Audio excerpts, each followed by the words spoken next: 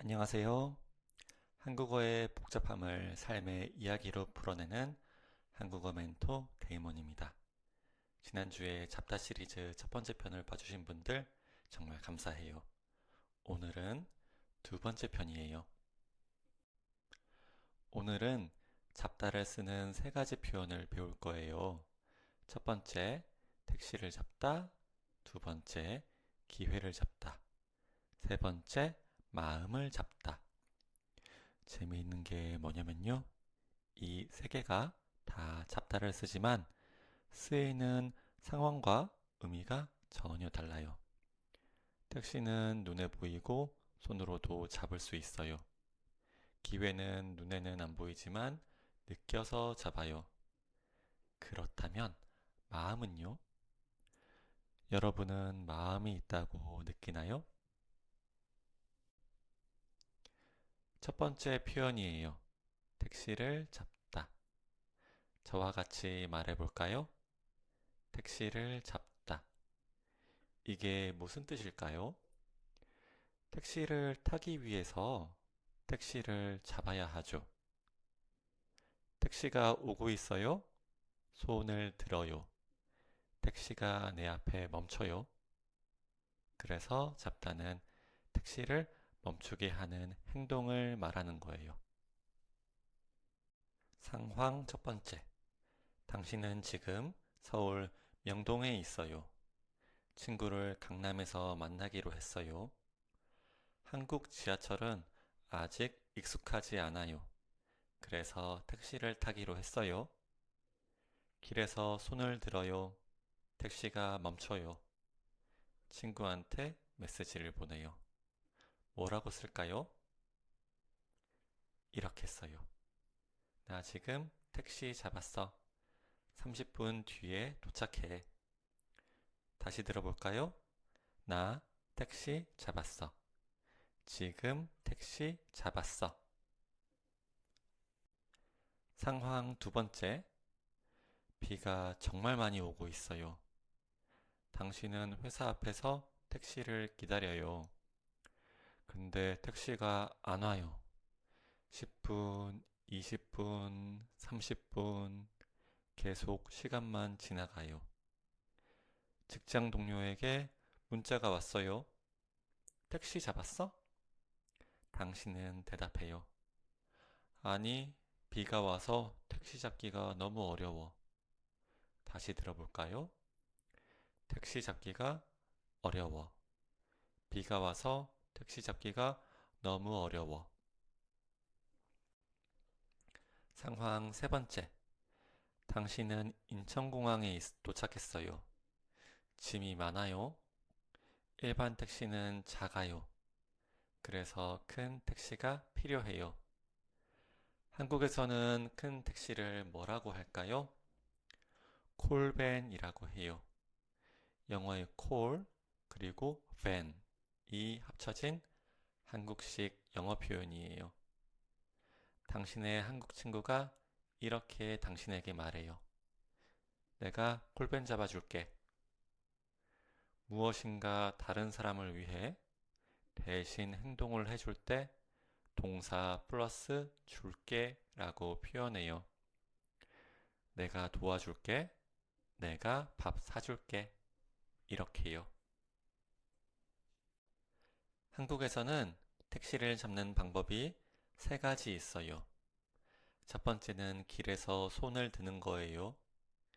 이게 가장 전통적인 방법이지만 요즘은 잘 쓰이지 않는 방법이죠. 두 번째는 택시 앱을 쓰는 거예요. 세 번째는 전화로 콜택시를 부르는 거예요. 아까 콜밴 표현 공부했었죠? 재미있는 건 이 세 가지 다 택시를 잡다라고 표현할 수 있다는 거예요. 도로에서 택시 잡았어. 앱으로 택시 잡았어. 전화로 택시 잡았어. 다 자연스러워요. 제가 20대였을 때는 택시 앱이 없었어요. 퇴근하고 친구들 또는 회사 사람들과 늦게까지 술 마시다가 지하철이 끊기면 택시를 잡아야 했는데 경쟁이 정말 치열했어요. 왜냐면 저처럼 늦게까지 술 마시고 택시를 잡으려는 사람들이 워낙 많았거든요. 하지만 코로나 이후 이렇게 늦게까지 술 마시는 문화가 많이 줄어들었어요. 두 번째 표현이에요. 기회를 잡다. 따라해 보세요. 기회를 잡다. 택시를 잡다와 뭐가 다를까요? 택시는 눈에 보여요.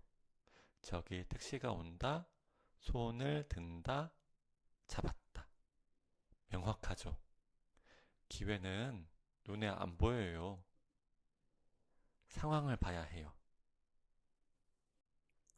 아, 이게 기회구나 하고 인식하는 순간이 있어요. 그래서 기회를 잡다는 단순히 잡는 것이 아니에요. 이건 판단이 필요해요. 기회인지 아닌지 알아보고 빠르게 결정하고 행동하는 것까지 다 포함돼요. 상황 첫 번째. 당신은 뛰어난 실력을 가진 AI 개발자예요. 헤드헌터가 당신에게 이직을 제안해요. 지금 회사보다 더 높은 연봉을 드리겠습니다. 당신은 망설여요. 헤드헌터가 다시 말해요. 이런 기회는 꼭 잡으셔야 합니다. 놓치시면 반드시 후회하실 겁니다. 여기서는 잡아야 합니다가 아니라 잡으셔야 합니다라고 존댓말을 썼어요. 잡아야 합니다보다 더 정중한 표현이에요. 상황 두 번째. 당신은 회사원이에요. 회사에서 새로운 프로젝트가 시작됐어요. 이 프로젝트에서 당신이 성과를 보이면 승진할 수 있어요. 당신은 승진하고 싶어요. 동료가 말해요. 이 프로젝트 힘들 것 같은데 너 신청할 거야? 당신은 대답해요.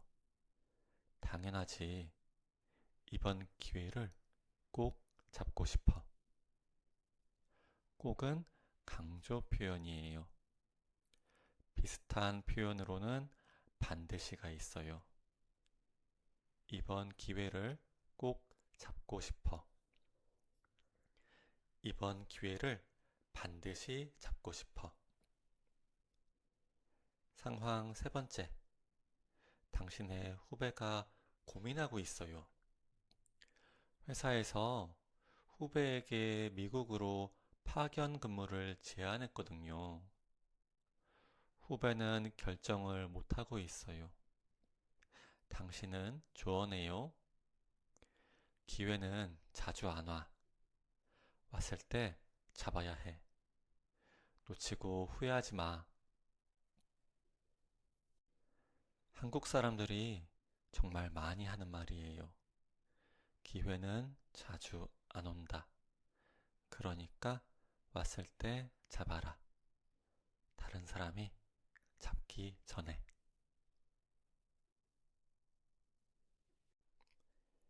여러분, 질문 한 가지만 할게요.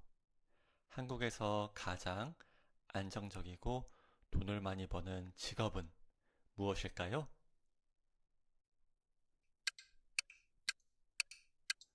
정답, 의사예요. 그래서 한국의 부자들은 자녀가 의사가 되길 원해요. 자녀가 3살이 되면 영어 교육을 시작하고 4살이 되면 영어 유치원 입학 시험을 봐요. 그리고 초등학생 때부터 의대 준비반이라는 사교육을 받아요. 초등학생 때부터 의사가 되기 위한 준비를 하는 거죠. 의대는 입학 정원이 정해져 있어요. 그래서 내 옆에 있는 친구가 의대에 합격하지 못하면 좋겠어요. 그러면 내가 의대에 합격할 수도 있어요. 한국은 이런 경쟁 사회이기 때문에 내 옆에 누군가의 실패가 나의 성공이라고 생각하는 사람들이 있어요. 그렇기 때문에 한국 사람들은 기회가 왔을 때 잡으라고 해요. 내가 잡지 않으면 내 옆에 있는 누군가가 대신 잡으니까요. 한국 사람들 전부 다 그런 건 아니지만 부자가 되고 싶은 사람, 부자인 사람들은 대부분 경쟁적으로 살고 있어요. 좋아요. 이제 오늘의 마지막 표현이에요. 마음을 잡다. 같이 말해볼까요? 마음을 잡다. 마음이란 것이 있는지 없는지 눈에 보이지는 않지만 우리는 보통 실패하고 후회하고 다시 계획하고 우리의 행복을 위해서 살아요. 불안하고 흔들리는 우리의 마음을 잡기 위해서 우리는 우리 자신에게 이렇게 얘기할 때도 있어요. 나는 할 수 있어. 어제보다 더 나은 내가 될 거야. 첫 번째 상황. 당신은 한국어 공부를 시작했어요. 처음에는 재미있었어요. 근데 문법 때문에 힘들어요. 지치기 시작해요. 그러던 중 친구가 물어봐요. 요즘 한국어 공부 어때? 당신은 대답해요. 문법이 어려워서 힘들었지만 다시 마음 잡고 공부하고 있어. 두 번째 상황. 당신은 남자친구와 헤어졌어요. 하지만 아직 남자친구가 보고 싶어요. 기분이 너무 안 좋아요. 그때 친구가 위로해요. 그 남자 잡으려고 하지 마. 넌 더 좋은 사람 만날 수 있을 거야. 세 번째 상황. 이제 곧 새해예요. 새해가 되면 우리가 항상 하는 게 뭐가 있어요? 맞아요. 새해 계획을 세우는 거예요. 항상 실패하긴 하지만 그래도 우린 포기하지 않고 다시 계획을 세워요. 이번에는 꼭 성공할 거예요. 당신의 새해 목표는 매일 5km 달리기예요. 당신은 친구에게 얘기해요. 나 마음 잡았어. 새해에는 매일 5km씩 달릴 거야. 여기서 중요한 점은 오늘이 아니고 내일도 아니고 새해부터 달린다는 거예요. 새해부터 달릴 거니까 새해 전까지는 열심히 먹고 놀고 올해의 마지막을 즐겨야죠. 그쵸? 한국인들은 또 이런 표현도 자주 써요. 감 잡았어. 따라해 보세요. 감 잡았어. 감 잡았어를 조금 더 재미있게 감 잡았어. 이렇게 얘기하는 거예요. 여기서 감은 상황을 이해하거나 느낌을 파악하는 감각이에요.